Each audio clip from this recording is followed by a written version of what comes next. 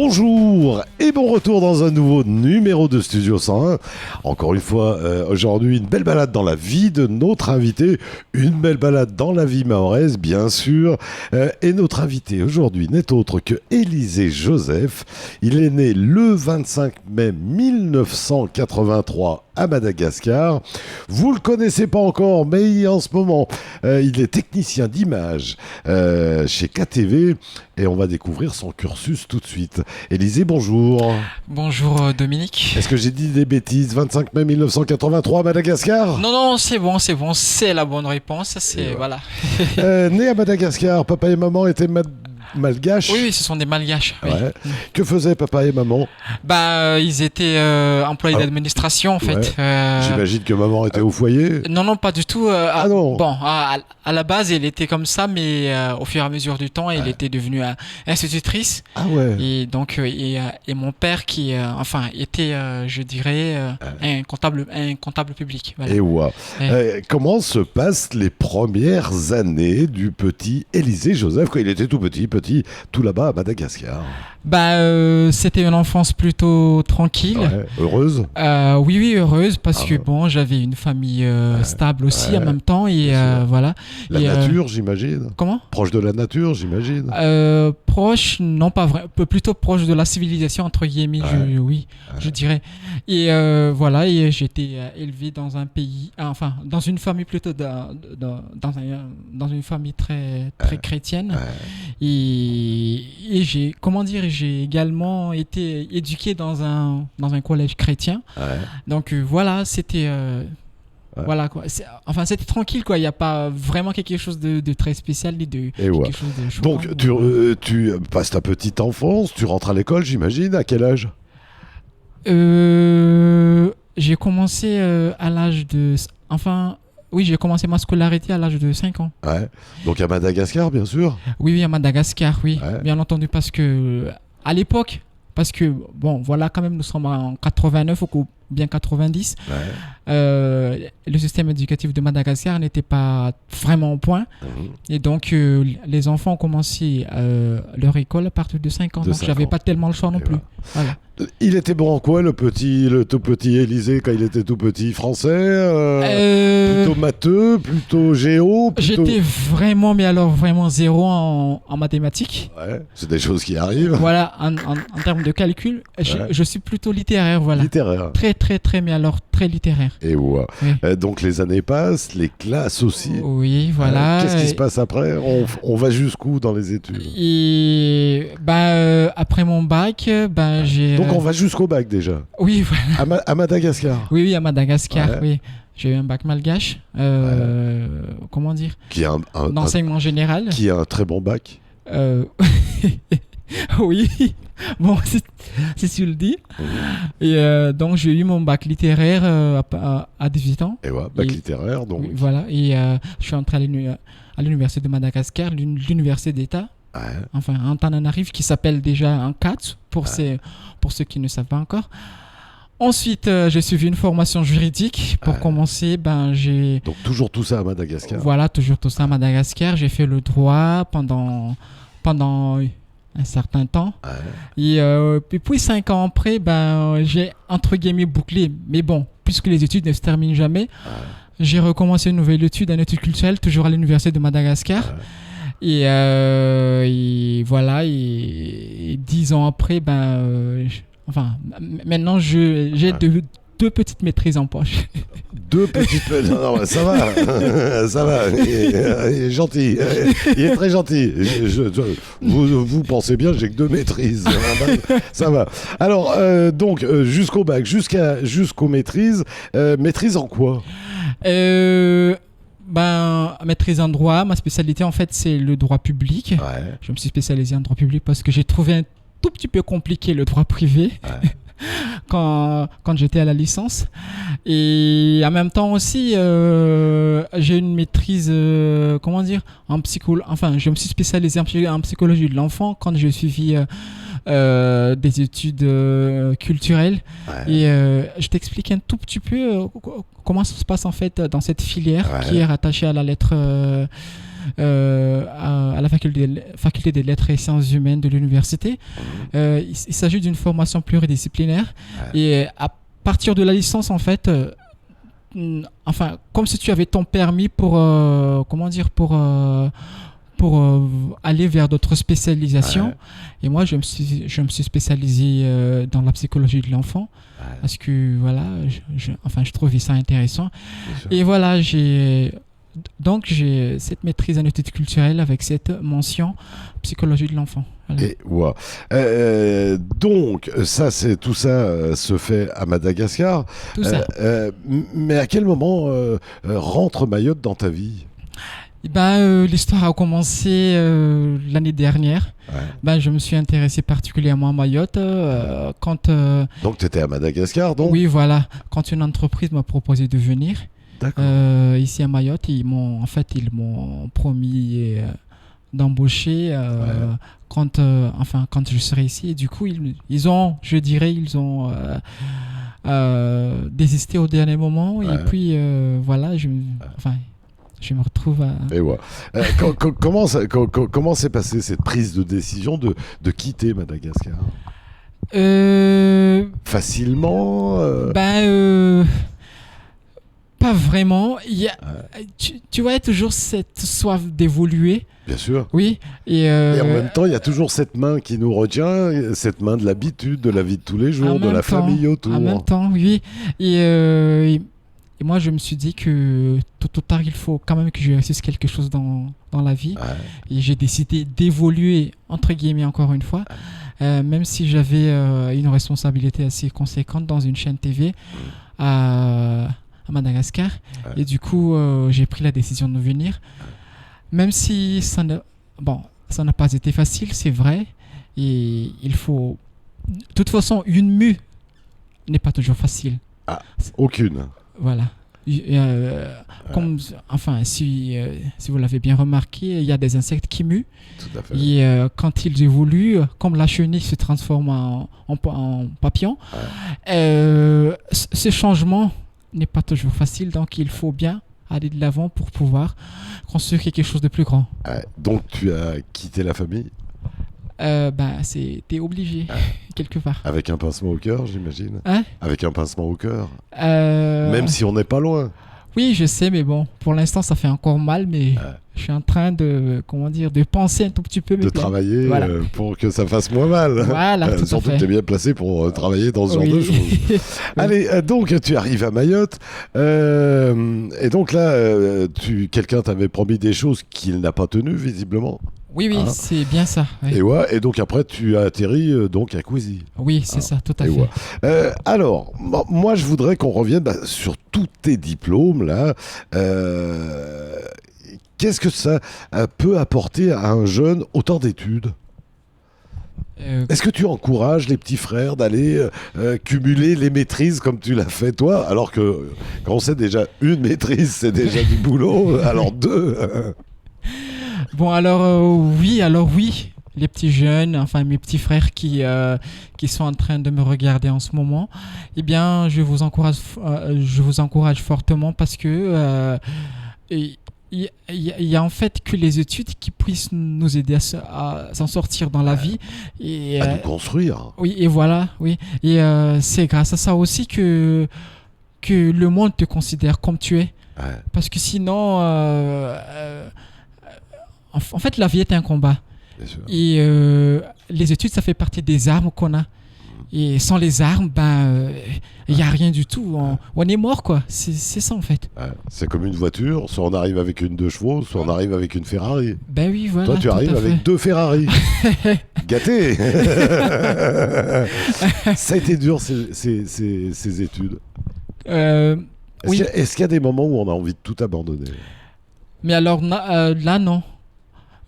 Franchement, non, mais comme toutes les études, c'est pas toujours facile. Et ce qui est surtout difficile, c'est que toi, tu évolues, dans un domaine professionnel qui n'est pas vraiment approprié aux études que tu as fait. Voilà, j'allais y venir, vas-y. Voilà, mais en même temps aussi, comme je suis passionné de communication, J'ai toujours travaillé dans le domaine de la communication Ouais. depuis 10 années déjà. En fait, je travaille en même temps que j'étudiais. Ouais. Oui, voilà. C'est Et peut-être même ça va faire le travail 10 ans qui cette arrivait année. à financer un peu les études, peut-être. Oui, c'est ça. Ah. Oui, parce que les parents ne pouvaient plus, en fait. Et c'est pour ça que je me suis un peu débrouillé par-ci, par-là pour avoir ce boulot. Je suis très passionné par la communication. Et puis, Alors pourquoi passionné par la communication? je ne sais pas, mais j'ai toujours adoré la communication, mais j'ai pas fait des études de communication. Mais donc tu es dedans. Voilà, mais c'est comment dire, c'est le métier qui m'a formé à être communicant. C'est ça en fait. D'accord. Et donc tu as démarré tout ça par la télé, donc à Madagascar. Par la télé à Madagascar, oui, dans une chaîne privée à Madagascar. Et c'était un coup de chance, oui, parce que bon, voilà, j'étais fan et bon, même jusqu'à maintenant, je suis fan de jeux vidéo. C'était une émission de jeux vidéo en fait que je présentais dans une télé. D'accord. Et voilà, et petit à petit, j'étais enfin passionné par ce que je faisais. En même temps aussi, j'aimais ce que je faisais. Bien sûr. Et donc voilà, et j'en suis là aujourd'hui. La télé, donc tu es rentré dans la télé, tu as commencé par quoi dans la télé? Donc présentateur d'émissions de tes geek. jeux là, Oui, voilà. de tes jeux vidéo. Oui, voilà, j'étais présentateur d'émissions geek et ensuite ça a continué. J'ai été également présentateur d'une émission sur les faits paranormaux, que ce soit locaux ou bien nationaux. Et donc voilà. ça t'a accroché quoi. Ah oui, voilà. Et quelques années après, genre 9 ans après, je crois, une chaîne qui venait de s'ouvrir m'a recruté comme directeur des programmes.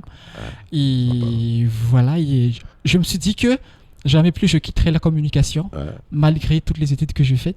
Il y a toujours un moyen de, comment dire, d'exploiter tout ce que j'ai fait dans le domaine de la communication. Par exemple, le droit de la communication, par exemple. Est-ce qu'on a un pouvoir dans une télé? Oui, c'est le 5e pouvoir par ici.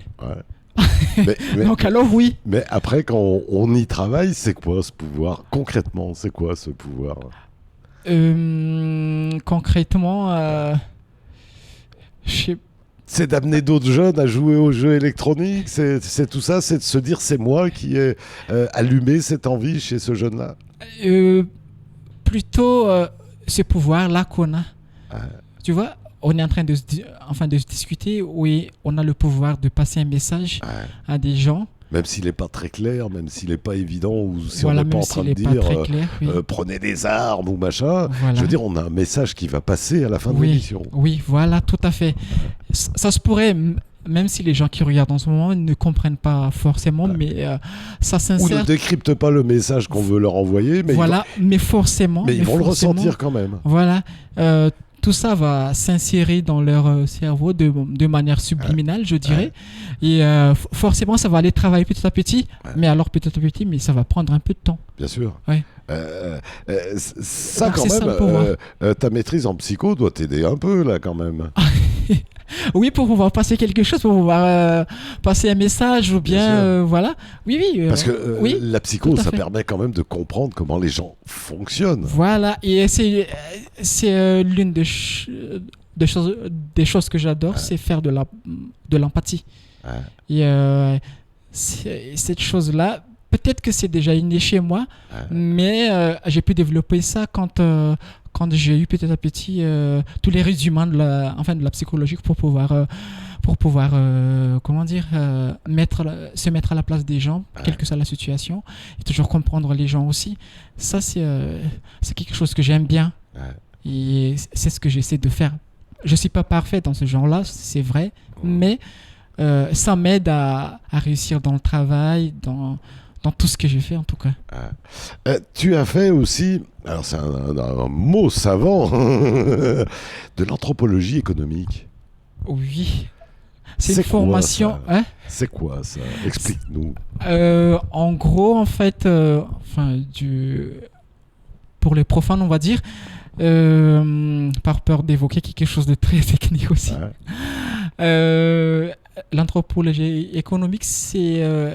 Alors, on va peut-être séparer anthropologie déjà. Oui, voilà, il y a déjà anthropologie, il y a déjà économie. C'est une science en fait qui étudie comment est-ce que une société donnée gère les denrées, la finance, enfin tout ça quoi. Comment est-ce que les individus dans une société s'échangent entre eux, voilà. Est-ce qu'il y a forcément de valeur pécuniaire ou bien est-ce que voilà, est-ce que ce sont des échanges, voilà.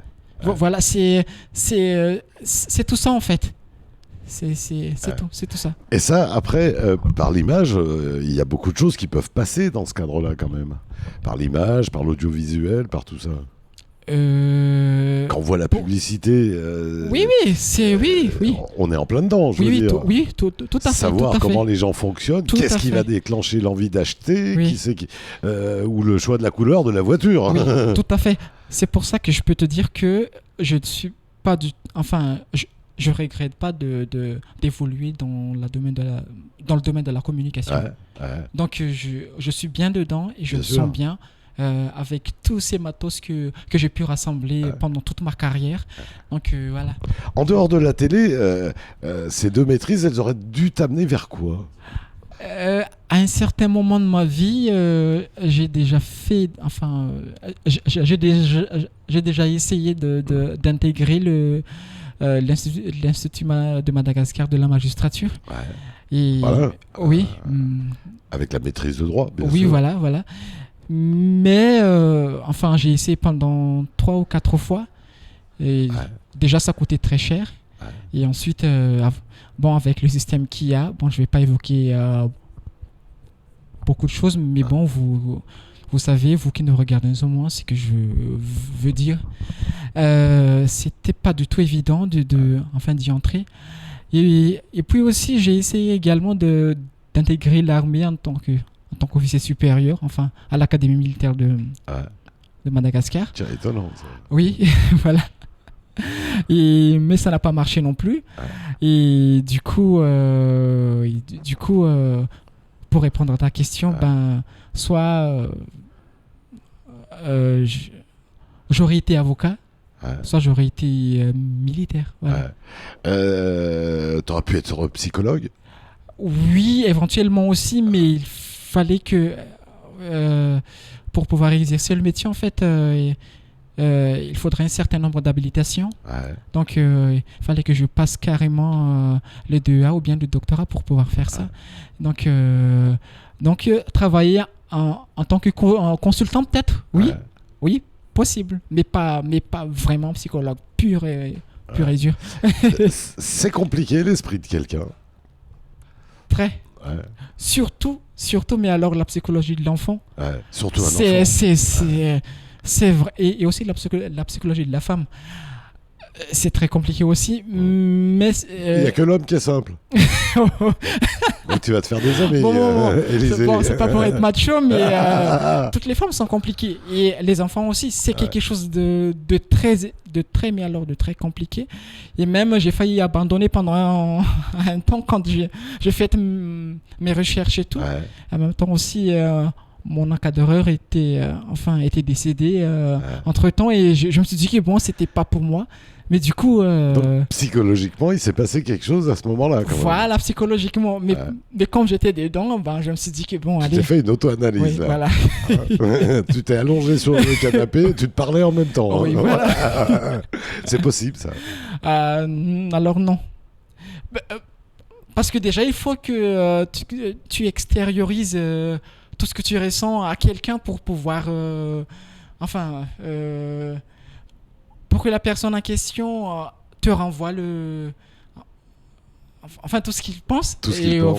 Voilà. Il faut qu'il y ait un espace entre les deux. Quand même, il faudrait un certain interlocuteur pour que ça marche. Mais si tu le fais à toi-même, alors non, parce que il faut un émetteur et un récepteur. En fait. Voilà, tout à fait. Comme dans la télé. Hein. Oui, comme dans la communication. Comme dans la communication. Oui, voilà. Donc, pour te dire qu'il n'y a pas d'être aussi compliqué, mais alors compliqué que les êtres humains. Donc, alors, cette maîtrise avec option psychologie de l'enfance, c'est pas évident de parler psychologie à un parent. Psychologie de l'enfant. Comment en général, un parent, quand il vit avec son enfant, il reste très superficiel. as-tu faim Surtout les parents d'aujourd'hui. Tu as envie de telle chemise, quelle couleur? Je veux dire, c'est rare qu'un parent se pose des questions sur la psychologie de son enfant quand même. Alors oui, c'est vrai, surtout dans le monde d'aujourd'hui, parce que les parents, ils sont beaucoup trop occupés à rechercher. Ouais, et puis à la vie de tous les jours déjà. Oui, voilà, la mécanique de la vie quotidienne, genre l'argent, enfin les besoins très superficiels. Bien sûr. Oui, voilà. Et donc. Je veux dire, on va soigner la petite coupure ou le bobo au genou que l'enfant s'est fait, mais le bobo à l'intérieur de son cœur et de sa tête, ça on n'y pense. Oui, voilà. Quasiment pas. Oui, je le sais parce que déjà j'ai fait cette étude, cette petite étude, et en même temps si je suis parent. Et donc parfois c'est très frustrant, on le sait, en tant que parent on le sait et on le sent, mais toi aussi tu as surtout ces frustrations du quotidien que tu oublies carrément ton enfant parfois, voilà tout ça. Et donc, on oublie beaucoup de choses sur le développement personnel même de l'enfant. Et ça, c'est très dangereux. C'est extrêmement dangereux. C'est comme dans la vie de tous les jours, on va l'emmener chez un médecin régulièrement pour voir s'il est en bonne santé, machin. On pense jamais à emmener un enfant chez un psychologue.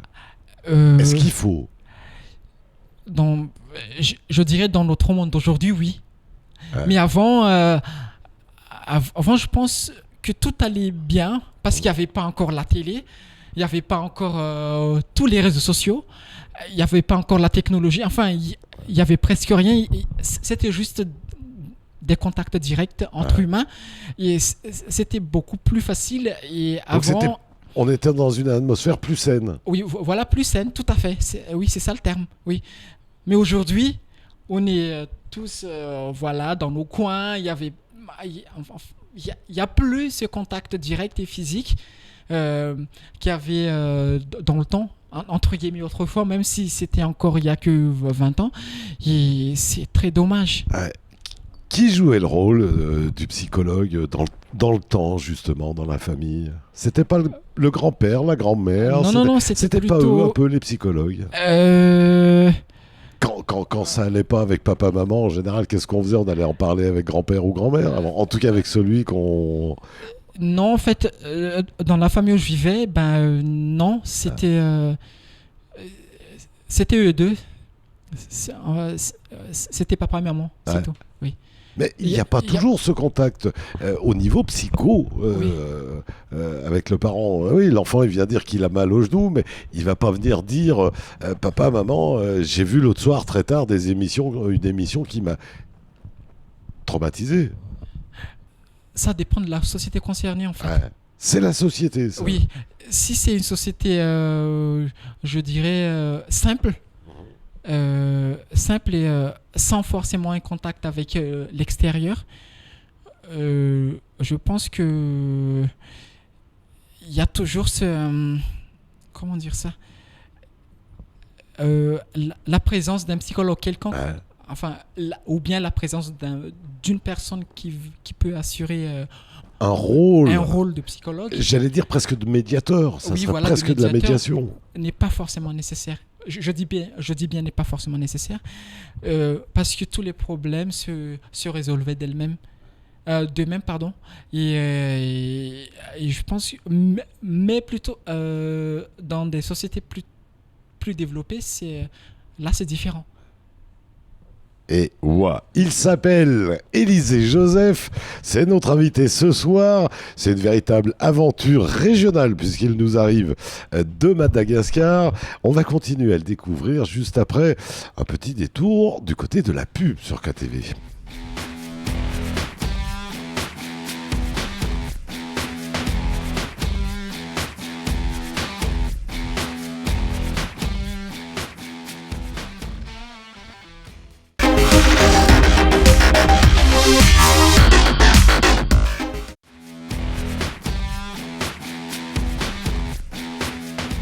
Et bien voilà, bon retour dans Studio 101. Encore une fois, je vous le rappelle, hein, une belle balade dans la vie de la région, une belle balade dans la vie de notre invité. Notre invité, Élisée Joseph. On rappelle, il est né le 25 mai 1983 à Madagascar. Il est technicien d'image chez nous à KTV. Et moi, j'ai découvert son CV. Et son CV m'a vraiment intéressé. C'est pour ça qu'il est avec nous ce soir. Revenons un petit peu, bien sûr, on a parlé psycho, on a parlé plein de choses. Est-ce qu'on en voit suffisamment dans nos sociétés aujourd'hui des psychologues? Est-ce on en voit suffisamment, assez suffisamment fréquemment? Est-ce qu'il est assez présent, le psychologue, dans nos vies aujourd'hui? Alors oui, beaucoup. Du fait du développement constant de la vie de tous les jours, je dirais que leur présence est devenue sine qua non, ou bien obligatoire. Quand en France en général, quand on est dans la scolarité, on a un passage chez le psychologue, il nous montre des photos des tâches, il nous montre des tas de choses. On est dans la psycho là. Et qu'on nous demande de définir ce qu'on voit dans la tâche. Alors moi, j'ai toujours vu des papillons. Oui, en fait... j'ai peut-être un grain, docteur. Oui, voilà, en fait, la psychologie, est loin d'être une science exacte, déjà. Ouais. C'est une partie de la médecine, mais c'est pas vraiment de la médecine en soi. Ouais. C'est juste une partie. Et donc... cette partie-là, quand on vous montre des images... il s'agit en fait quelque chose qui nous paraît peut-être anodin, mais dans le fond, quand on te montre une image par exemple et que tu réponds par quelque chose, cette réponse-là est très importante parce que ça te définit en partie.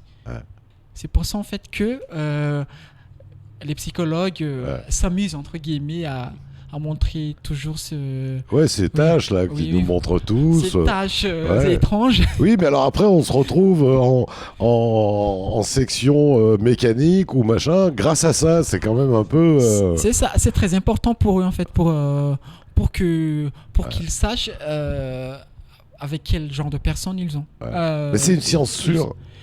Non, pas du tout. C'est pas une science exacte. Je dis bien, c'est loin d'être une science exacte. C'est pas de la psychiatrie. Donc, ce qui veut dire qu'il y a peut-être des gamins qui se sont retrouvés justement. Je prenais l'exemple de la mécanique tout à l'heure, alors qu'ils n'avaient rien à y faire. C'est-à-dire, je comprends. Tu sais, dans l'orientation, dans la scolarité, il y a le psychologue qui passe un moment, puis en général, c'est eux qui nous orientent, qui disent ouais, cet enfant-là, il est manuel, cet enfant-là, il est. Ah oui. Est-ce qu'il y en a pas qui se trompent des fois? Là, tu vas taper dans les. Oui. En fait, je sais pas, comme si je remettais en cause le boulot même de la psychologie générale. Mais là, c'est pas toujours exact. Pas forcément. Parce que comme je l'ai dit tout à l'heure... Alors, la science est exacte, peut-être que celui qui la transporte à ce moment-là, il est peut-être pas bon non plus. C'est comme en médecine. Tu vois ce que je veux dire? Oui et non. La science, elle est bonne. Oui et non. Le médecin, il est mauvais, par contre. Des fois, ça peut arriver, ça aussi. Oui, mais tout ça, en fait, c'est à cause de notre corps qui est très compliqué, qui est très complexe aussi. Et cette marge d'erreur de la psychologie, tout ça, c'est à cause de notre esprit qui est très compliqué, pour ne pas dire tordu, parfois. Et donc, on ne peut pas dire avec exactitude que voilà, parce que il y avait ceci, que forcément tel gamin ou bien tel enfant va être cela.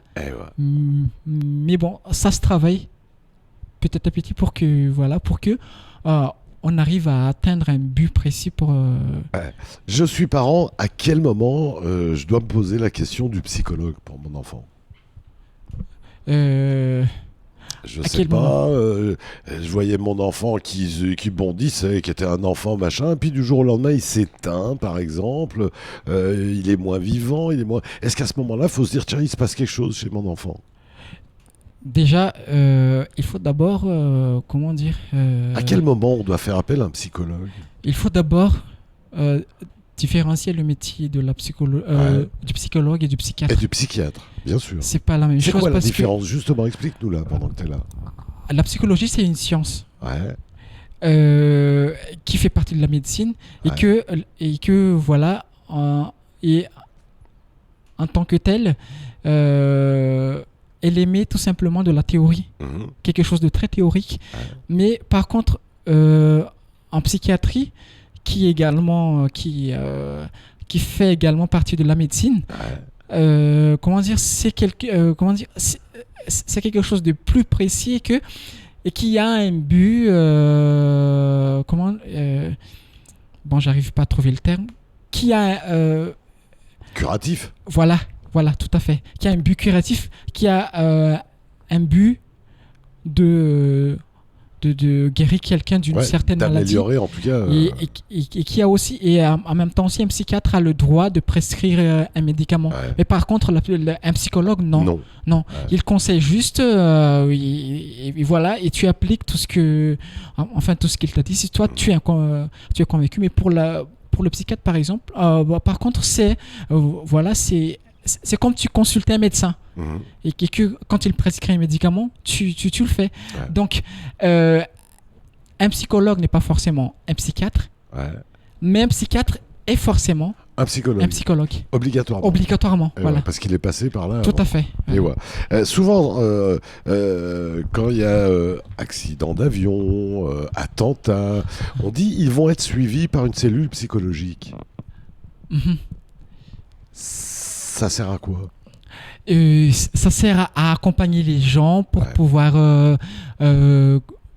comment dire, pour pouvoir tenir le coup. Ouais, se libérer peut-être Voilà, de parce que ce forcément, vécu. voilà, parce que forcément, ce genre d'expérience est traumatisante. Ouais. Et rares sont les gens qui s'en sortent quand il n'y a pas d'assistance psychologique derrière.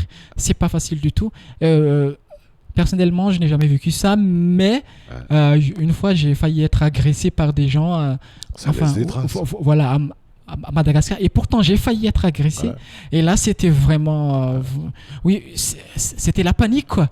Bien sûr. Donc, alors que ça, bon, j'estime ça minime, mais imagine quelqu'un qui a été vraiment, vraiment, mais alors vraiment agressé, par exemple, ou bien quelqu'un qui a failli avoir un accident d'avion, ou bien, enfin, ces gens-là, mais alors ils ont besoin que, voilà, qu'on les accompagne pour pouvoir les aider un peu pour que, voilà, que... Tu as donc cette maîtrise avec cette spécialisation en psychologie de l'enfant. Souvent, on parle du divorce aussi. Souvent, on dit tiens, peut-être qu'après le divorce, il faudra accompagner les enfants psychologiquement. Oui, Parce que justement, le divorce, c'est un exemple de traumatisme familial. surtout pour les enfants. Ouais. Et personnellement, Ce moment où on ça a n'a- l'impression que les parents nous aiment plus ou nous aiment moins. voilà. Et personnellement, ça n'engage que moi, en fait. Ouais, Moi, j'ai toujours condamné le divorce. ouais, S'il n'y a pas encore d'enfants, ça va. ouais, bien sûr. Oui. Ça ne regarde que deux adultes. Oui, voilà. Il n'y a pas de Ouais, souci. ouais. Mais dès qu'il y a les enfants, Là, c'est la responsabilité des parents. Là. voilà, forcément, ça va laisser des traces chez les enfants quand les parents divorcent. Donc, à ceux qui sont divorcés et qui ont des enfants, moi aussi je suis marié, je vous comprends bien. Ouais. Il faut toujours essayer de reculer les morceaux pour les enfants et Ouais.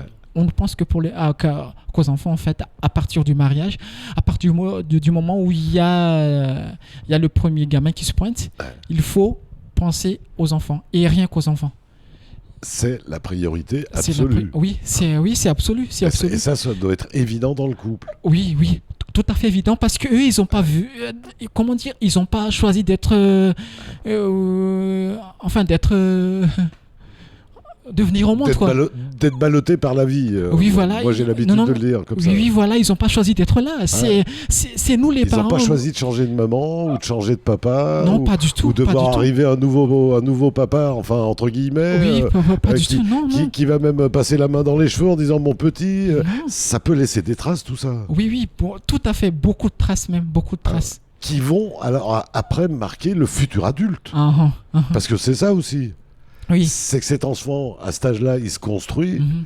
Et ça va faire un adulte plus tard. Oui, oui, oui, tout à fait. Parce qu'un enfant, en fait, pendant jusqu'à sa 18e année, Ouais, il y a pas mal d'étapes. ouais. Euh, De construction. oui, voilà, de construction. Suite aux expériences. Oui, voilà. Et pendant tout ce temps, il y a ce qu'on appelle développement personnel. Ouais. Et comment dire, il ramasse tout ce qu'il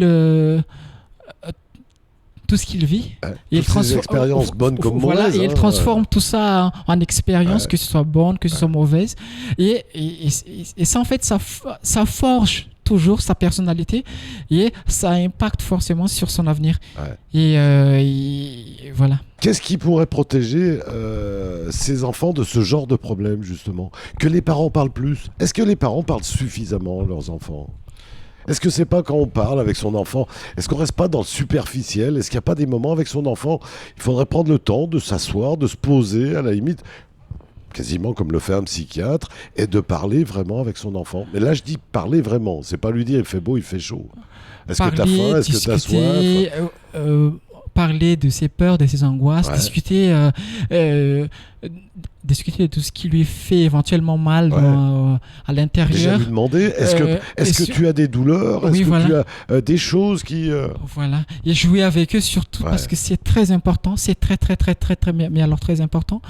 Moi-même, j'ai jamais eu le temps de jouer avec mes gosses. Et je trouve ça dommage. Mais bon, je réserve quand même tu une compenses partie avec du autre week-end, chose. voilà, pour pouvoir s'amuser avec eux. Mais dommage qu'ils ne soient pas avec moi en ce moment à Mayotte, mais ils sont... Ils viendront peut-être. oui, voilà. On croise Peut-être les doigts. bien. Inch'Allah, comme on dit ici. Inch'Allah, comme on dit ici, c'est vrai. Élisée, dézoomons un peu de la famille. Maintenant, tu connais un peu Mayotte. Il y a Madagascar pas bien loin. Et je pense que vous avez quelque part, un petit peu comme nous, les mêmes problèmes avec notre jeunesse. Qu'est-ce qui se passe avec notre jeunesse en ce moment? On a l'impression qu'elle nous claque dans les doigts, qu'ils partent faire le djihad, ils partent dans les extrêmes là, ils font des sports de fous, ils se droguent. Qu'est-ce qui se passe avec cette génération? On a l'impression que, et pas que les jeunes Mahorais, hein, Ouais. les jeunes en général sombrent dans le chaos. Et forcément, c'est nous-mêmes, nous les adultes, qui en sont responsables. Ouais, bien sûr. Oui. Et ça serait une erreur que de la fuir, cette responsabilité en plus. Oui. On serait après doublement responsable en plus, hein, si on oui. la fuit, cette responsabilité. Oui, voilà. Donc, il faut donc affronter ce problème en mettant en place des infrastructures, des logistiques pour pouvoir les encadrer, mieux les encadrer. J'ai vu pas mal d'associations ici qui encadrent les jeunes. Je trouve ça très louable. Et est-ce qu'il ne faudrait pas commencer par comprendre qu'est-ce qui leur arrive? Oui, ces associations, en fait, essaient de les consulter pour pouvoir comprendre mieux, parce qu'il faut les approcher pour pouvoir les comprendre. Il ne faut pas les comprendre superficiellement, genre, ouais, ceci, ouais, cela, non, ça ne marche pas. Il faut vraiment entrer dans leur cœur pour pouvoir les comprendre mieux. Mais c'est de la psycho, ça. Oui. Même si c'est de masse, même si c'est de... on peut y retrouver des critères psychologiques. Oui, parce qu'il y a ce qu'on appelle psychologie de masse aussi. C'est une branche de la psychologie, tout ça. Mais bon, je me suis pas spécialisé à ça, donc... Mais toi, quand tu vois tous ces événements, tu essayes de comprendre, tu essayes de te dire... Oui, bien entendu, oui, tout à fait. J'imagine, tu dois même être intéressé, même par le sujet. Très intéressé, même. Même si le sujet est triste. Oui. Comme en ce moment, ces jeunes qui partent faire le djihad, il s'est bien passé des choses. Il faut se les expliquer, là. Oui. Ça, par contre, si un jeune décide de partir faire le djihad, ça, c'est qu'il y a bien quelque chose qui a été loupé quelque part. Loupé, oui, c'est vrai, mais il y a aussi... une cause, je dirais, entre guillemets, religieuse pour ne pas blesser certaines personnes. Sociale, religieuse Socio-religieuse. Socio-religieuse. C'est ça, tout à fait. C'est un peu ce que je pensais. Oui, voilà. Et donc, je ne dis pas que c'est la religion qui est responsable, non, ou bien la société, mais que si ce jeune-là a choisi de faire ça, c'est parce que c'est son choix et que forcément, il y avait eu quelque chose qui n'allait pas dans son enfance ou bien dans son adolescence et ces choses qui n'allaient pas, qui l'ont poussé à faire tout ça. Et qu'est-ce qui se passe? Parce que on le voit en ce moment justement avec tous ces attentats, on voit ces parents qui, même dans certains cas, mais alors découvrent totalement. C'est que là, il y a eu vraiment une rupture de communication quand même à un moment. Oui, voilà, c'est carrément rompu. Mais ça, quand on est un parent, c'est pas facile à sentir. Qu'il y a quelque chose qui est en train de se casser dans le rapport avec son enfant. C'est pas du tout facile à sentir, c'est vrai. Mais bon, on est tous axés ou bien on est tous trop concentrés sur nos problèmes quotidiens dans la vie et c'est pour ça qu'on oublie l'important. C'est pour cette raison. Du rapport humain. Oui, voilà. Il y a toujours en même temps aussi, enfin dans le pays d'où je viens, il y a des causes sociales, purement sociales et culturelles, qui font que dans certains groupements de population, par exemple, le parent et l'enfant n'a pas vraiment le droit de se parler directement. Enfin, par exemple. Bon, c'est vrai que c'est un cas très caricaturé, mais bon, ça peut exister dans certaines ethnies. Ça peut. La fuite vers la drogue, vers l'alcool, parfois vers le suicide, vers tout ça, c'est aussi des ruptures psychologiques. Ben oui, forcément. C'est aussi des résultantes. Donc à ce moment-là, un parent doit quelque part se culpabiliser un peu. Si c'est un... je sais pas, c'est très compliqué d'affirmer ça. Pour moi, je ne peux pas affirmer ça comme ça. Parce que déjà, si je parle spécialement de Mayotte, je ne connais pas encore la société mahoraise. Non, mais là, on est dans le sens large. Quand je te dis, quand on voit le nombre de jeunes aujourd'hui, le beach drinking, j'en passais des meilleurs, la drogue à outrance, il se passe des choses. Là. Oui, voilà, il y a tout un paramètre qui entre en jeu. Déjà, il y a des parents qui se relâchent. Ça, c'est une chose. Déjà, il y a également ce qu'on appelle occidentalisation, qu'on le veut, non, on est tous victimes de l'occidentalisation, pour ne pas dire mondialisation. La pression de la société aussi. La pression de la société, oui, voilà. Aujourd'hui, de la société. Il faut être performant, il faut être toujours au mieux de sa forme, au mieux de tout. Oui, et il y a tous ces paramètres-là qui entrent en jeu pour faire exploser cette bombe. Et voilà où on en est aujourd'hui. Parce que tout à l'heure, oui, on disait l'islamisme, mais bon, la drogue, c'est une manière de fuir aussi. Oui, c'est une manière de fuir. Le beach drinking, c'est une manière de fuir aussi. Certains pratiquent même le sport extrême de manière vraiment hyper extrême. C'est aussi des formes de rupture, moi, j'imagine. J'ai connu un ami qui était un très grand consommateur de drogue. Et je lui ai demandé un jour pourquoi est-ce qu'il s'adonnait à tout ça. Et lui, il m'a répondu que c'est une manière à moi d'être dans ma peau. Et voilà, ça c'est une réponse simple mais claire. Et pour ces gens-là, en fait, même un psychologue n'arriverait pas à l'aider si vraiment... Il faudrait aller plus loin vers le psychiatre. Oui, voilà vers la psychiatrie.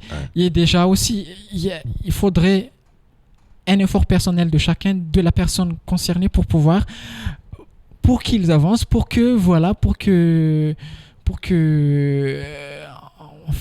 qu'on n'ait pas des jeunes... violents, des jeunes drogués, des jeunes perdus, extrémistes et tout ce que tu veux. C'est pas bon. Il est bien d'accuser la société, il est bien d'accuser les parents, il est bien d'accuser tout le monde, le monde entier. Mais le vrai boulot, le vrai travail commence par soi-même. Donc, si quelqu'un a un problème et qu'il est conscient déjà qu'il a un problème, ça, c'est déjà un bon début. Ouais. Mais s'il n'est pas conscient qu'il a un problème, ben là, c'est une bataille perdue. Pas évident tout ça quand même. Hein. La Oui. vie en fait est compliquée, Élisée. C'est la vie en elle-même qui est compliquée. C'est très compliqué. Et plus ça va, plus j'ai l'impression que ça se complique. Oui, voilà, tout à fait. Et une chose aussi qu'il faut avoir dans la vie, c'est avoir un but, un objectif. Ouais.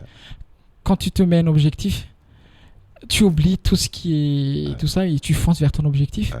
Évidemment, en utilisant les manières les plus humainement saines, mais pas... enfin, tu vois ce que je veux dire. Tu viens de me parler d'objectifs. On entend souvent parler, et je vais te dire l'expression, on dit « Ouais, ces jeunes, ils n'ont plus de rêve.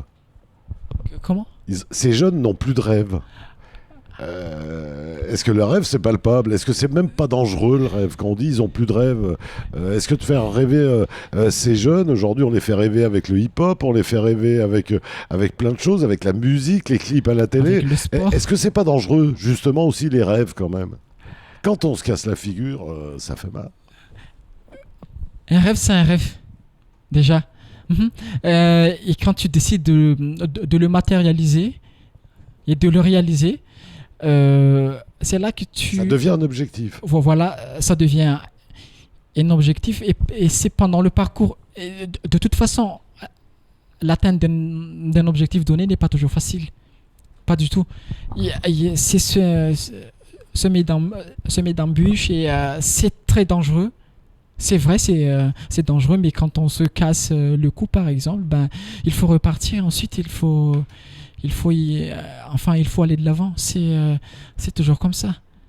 Rien n'est facile dans la vie. Voilà. On peut rappeler quand même que dans la famille, le rôle le plus important, c'est les parents. Oui. Puisqu'on est là quand même responsable. Responsable. On oublie souvent la valeur de ce terme de nos enfants. Oui, voilà. Et ouais. À quel moment on doit faire appel à un psy? Un psychologue? Un psychologue? Avec son enfant? À quel moment? Ça dépend. Ça dépend de l'enfant parce qu'il y a des enfants. Donc là, comment on fonctionne? Donc on fonctionne avec le professeur, avec tout ça, on en parle, on dit tiens, il se passe quelque chose, peut-être le résultat des notes qui plongent, ce genre de choses. Là, il faut commencer à tilter.